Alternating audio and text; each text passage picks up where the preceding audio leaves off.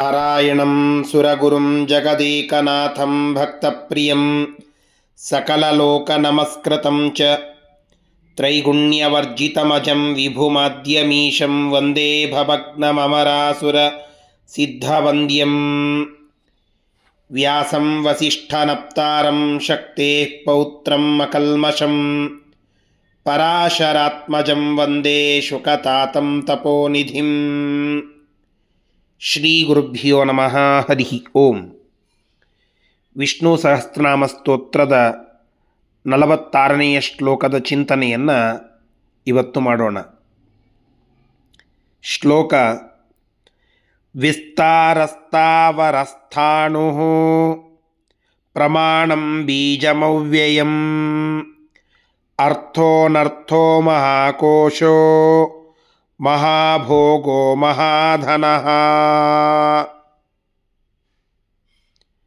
ಭಗವಂತನ ಅತ್ಯದ್ಭುತವಾದ ಅನೇಕ ಹೆಸರುಗಳು, ಸರಿಸುಮಾರು 10 ಹೆಸರುಗಳ ವರ್ಣನ ಈ ಶ್ಲೋಕದಲ್ಲಿ ಬರ್ತಾ ಇದೆ. ಭೀಷ್ಮರು ಹೇಳುತ್ತಾರೆ ಪರಮಾತ್ಮನನ್ನ ವಿಸ್ತಾರ ಅಂತ.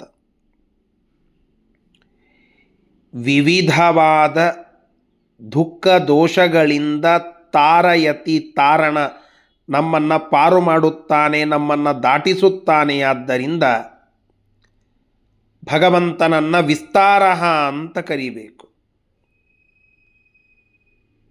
ಇದು ಒಂದರ್ಥ.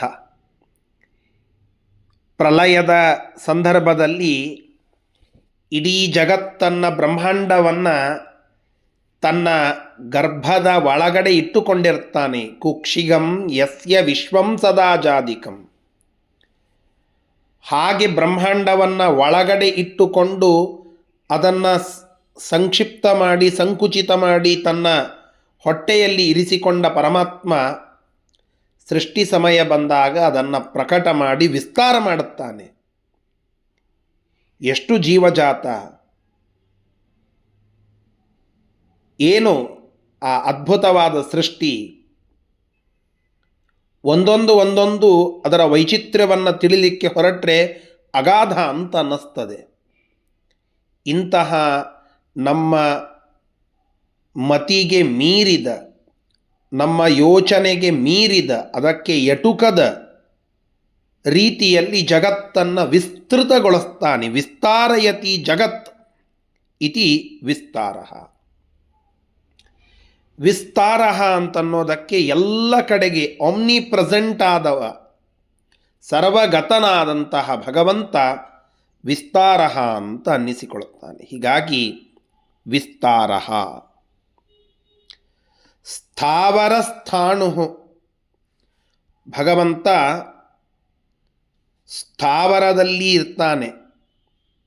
ಸ್ಥಾವರ ಅಂದರೆ ಏನು? ಅಚಲವಾದ, ಎಲ್ಲೂ ತಿರುಗಾಡದ, ಒಂದೇ ಕಡೆಗೆ ನಿಂತಿರುವ, ಆ ಎಲ್ಲ ವಸ್ತುಗಳಲ್ಲಿಯೂ ಭಗವಂತ ಇದ್ದಾನೆ. ಅವನು ಸ್ಥಾವರ. ಸ್ಥ ಅಂದರೆ ಸನ್ನಿಹಿತನಾದ, ಅವ ಅಂದರೆ ರಕ್ಷಕನಾಗಿ, ನಮ್ಮಲ್ಲಿ ಸನ್ನಿಹಿತನಾಗಿ, ನಮ್ಮ ಪಾಲಿನ ರಕ್ಷಕನಾಗಿ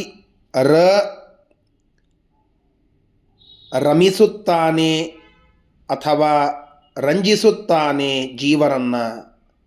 ಈ ರೀತಿಯಾದ ಅರ್ಥದಲ್ಲಿ ಸ್ಥಾವರ, ಸೃಷ್ಟಿ ಮಾಡಿ ಜೀವರಲ್ಲಿ ತಾನೇ ನಿಂತು ಅವರ ರಕ್ಷಣೆಯನ್ನು ಮಾಡುತ್ತಾ, ತನ್ನ ಲೀಲೆಯನ್ನು ತೋರಿಸ್ತಾ, ಆನಂದವನ್ನು ಕೊಡುತ್ತಾ ಇರ್ತಾನೆ ಭಗವಂತ. ರಂಜಿಸುತ್ತಾನೆ, ಈ ಸೃಷ್ಟಿಯ ಲೀಲೆಯನ್ನು ತೋರಿಸ್ತಾನೆ ಎಂಬುದಾಗಿ ಸ್ಥಾವರ ಅನ್ನೋದು ಪರಮಾತ್ಮನಿಗೆ ಅನ್ವರ್ಥವಾದ ಹೆಸರು. ಸ್ಥಾಣು, ಪರಮಾತ್ಮನನ್ನು ಸ್ಥಾಣು ಅಂತ ಕರೀತಾರೆ. ಅತ್ಯಂತ ಅಣುವಾಗಿ ಜೀವಸ್ವರೂಪದೊಳಗೆ ಇರುವಂತಹ ಭಗವಂತ ಸ್ಥಾಣು ಅಂತ ಕರೆಸಿಕೊಳ್ಳುತ್ತಾನೆ. ಎಂದೂ ವಿಕೃತನಾಗದ, ಸ್ಥಿರತೆಯನ್ನು ಕಳೆದುಕೊಂಡು ಅಸ್ಥಿರನಾಗದ ಪರಮಾತ್ಮ ಸ್ಥಾಣು ಅಂತ ಅನ್ನಿಸಿಕೊಳ್ಳುತ್ತಾನೆ. ಅತೀ ಸೂಕ್ಷ್ಮವಾದ ಅಣುವಿನೊಳಗೇನೆ ಅಣುವಾಗಿ ಇರಬಲ್ಲ ಸಾಮರ್ಥ್ಯ, ಮಹದಣುತ್ವ ಅದು ಭಗವಂತನಿಗೆ ಉಂಟು. ನೋಡಿ, ವಿಸ್ತಾರ ಅದು ಭಗವಂತನೇ, ಸ್ಥಾಣು ಅದನ್ನು ಪರಮಾತ್ಮನೇ. ಹೀಗೆ ಅತ್ಯಂತ ವಿರೋಧವಿರುವಂತಹ ಎರಡು ಶಬ್ದಗಳಿಂದ ವಾಚ್ಯ ನಮ್ಮ ಪರಮಾತ್ಮ ಅನ್ನುವ ವಿಷಯವನ್ನು ನಾವಿಲ್ಲಿ ತಿಳಿದುಕೊಳ್ಳಬೇಕು. ಶಾಸ್ತ್ರ ಒಂದು ವಿಷಯವನ್ನು ಹೇಳುತ್ತದೆ. ನಮ್ಮ ಹೃದಯ ಕಮಲದಲ್ಲಿ ತುಂಬ ಸೂಕ್ಷ್ಮವಾದ ರೂಪದಿಂದ ಪರಮಾತ್ಮ ಇದ್ದಾನೆ. ಆ ಭಗವಂತ ಸ್ಥಾಣು ಅಂತ. ನಮ್ಮ ಊಹೆಗೆ ಮೀರಿದ ಅಣುತ್ವ ಅದು ಭಗವಂತನದ್ದು. ಸೂಕ್ಷ್ಮಾತಿ ಸೂಕ್ಷ್ಮವಾಗಿ ಇರ್ತಾನೆ ಅಂತಹ ಪರಮಾತ್ಮ ಸ್ಥಾಣು. ಪ್ರಮಾಣ,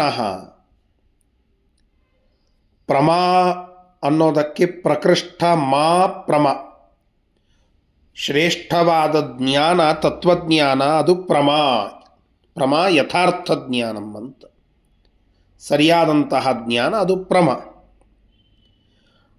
ಅದನ್ನು ನ ಅಣಯತಿ, ನ ಅಂದರೆ ಅಣಯತಿ ಇತಿ ಪ್ರಮಾಣ. ಆ ಯಥಾರ್ಥ ಜ್ಞಾನವನ್ನು ನಮಗೆ ಅಣಯತಿ ಕೊಡುತ್ತಾನೆ, ನೀಡುತ್ತಾನೆ, ದಯಪಾಲಿಸುತ್ತಾನೆ. ಆದ್ದರಿಂದ ಪ್ರಮಾಣ, ಯಥಾರ್ಥ ಜ್ಞಾನವನ್ನು ನೀಡುವವನು, ದಯಪಾಲಿಸುವವನು ಯಾವನೋ ಅವನು ಪ್ರಮಾಣ ಅಂತ, ಪರಮಾತ್ಮ ಅಂತ. ಸಕಲ ವೇದಗಳಲ್ಲಿ, ಪಂಚರಾತ್ರ ಆಗಮಗಳಲ್ಲಿ, ಮಹಾಭಾರತ ರಾಮಾಯಣ ಇತಿಹಾಸ ಗ್ರಂಥಗಳಲ್ಲಿ, ಭಾಗವತ ಮುಂತಾದ ಪುರಾಣಗಳಲ್ಲಿ ಎಲ್ಲ ತರಹದ ಈ ವೈದಿಕ ವಾಂಗ್ಮಯದಿಂದ ಸ್ತುತ್ಯನಾಗುವ, ಪ್ರತಿಪಾದ್ಯನಾಗುವ, ಆ ಅದಕ್ಕೆ ವಿಷಯನಾಗುವ, ಜ್ಞಾನಕ್ಕೆ ವಿಷಯನಾಗುವ ಪರಮಾತ್ಮ ಪ್ರಮಾಣ ಅಂತ ಅನ್ನಿಸಿಕೊಳ್ಳುತ್ತಾನೆ.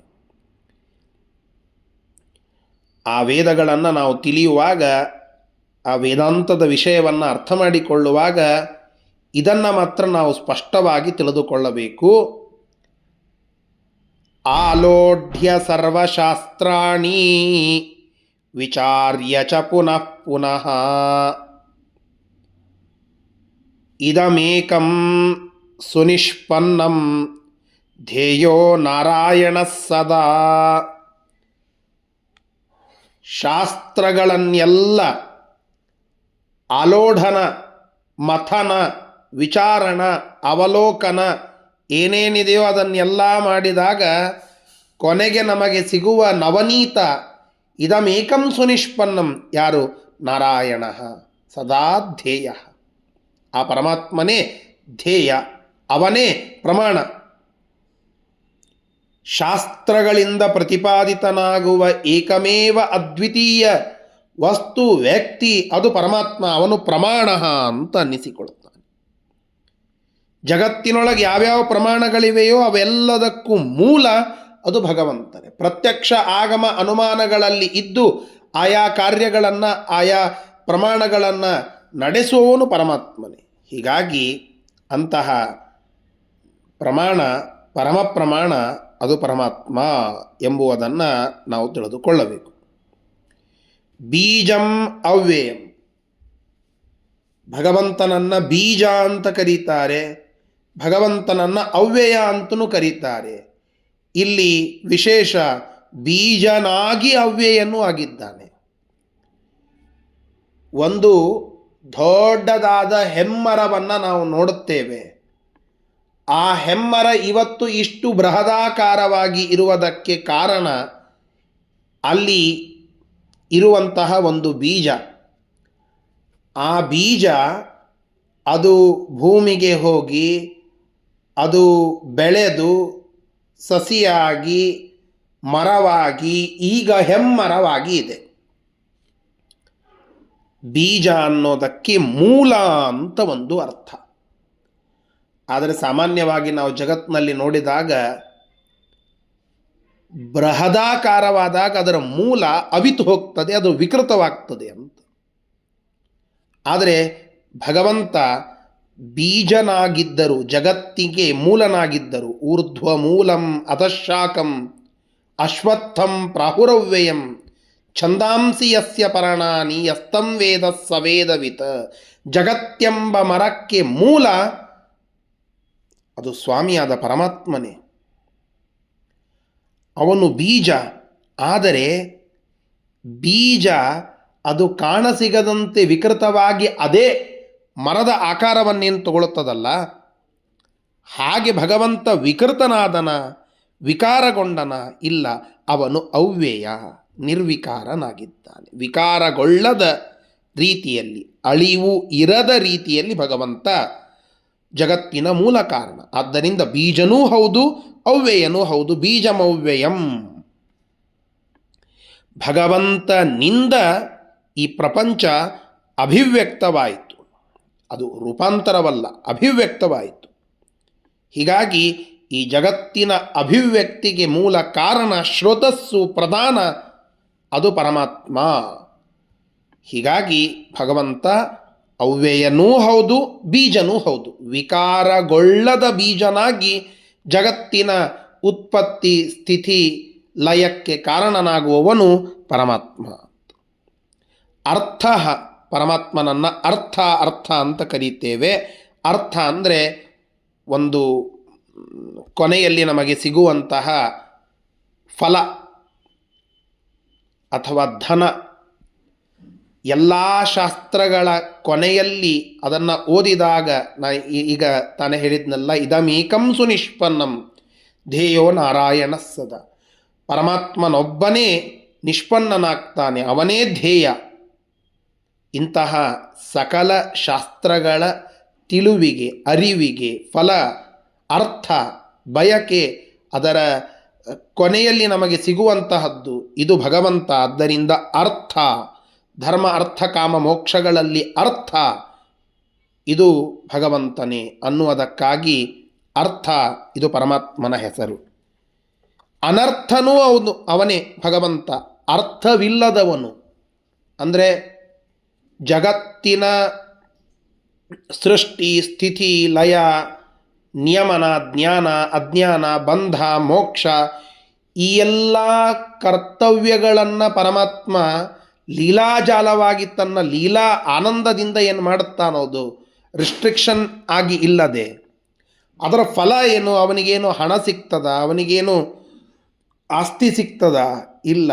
ಯಾವ ಅರ್ಥ, ಪುಣ್ಯ ಪಾಪಾದಿ ಅರ್ಥ, ಅದರಿಂದ ಸಿಗುವ ಫಲ, ಅವುಗಳನ್ನು ಇಟ್ಟುಕೊಳ್ಳದೆ ಸೃಷ್ಟಿಯಾದಿಗಳನ್ನು ಮಾಡುವ ಪರಮಾತ್ಮ ಅನರ್ಥ.